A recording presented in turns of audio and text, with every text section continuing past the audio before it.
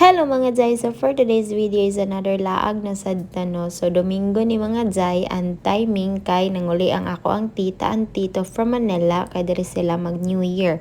And then kay lunch naman, so naka-decide mi nga magsugba ra mi karne. So after lunch is nangadto dayon mi og church kami tanan kay wala lang ganahan lang sila maguban sa amo ano. So kay since nakauli man ako ang tita, so, nagsimba na lang po siya. Kay karon na po siya kabalik og simba diri sa Santa Rita, Hingoag City. Then, akong lola is ganahan po magsuroy-suroy sa plaza. And then, ang amo ang mga chikiting is nanghagad nga mag-ato daw sila sa pantalan nga playground. And since required man dito ang medyas, na waman sila nang gidala og medyas kay wala lagi na planuhan nga mga to pantalan nga playground. So pahuway wa sila kasulod gyapon kay layo naman kay magpalit og medyas mga Zay, kakapoy ra.